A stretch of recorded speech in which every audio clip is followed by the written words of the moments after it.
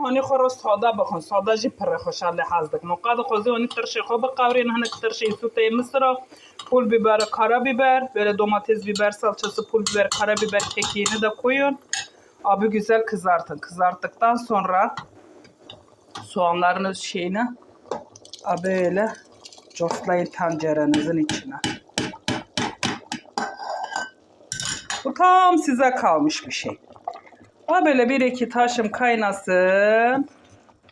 Hediyemiz don yemeği tamamı. Yeğenin canına şifa versin.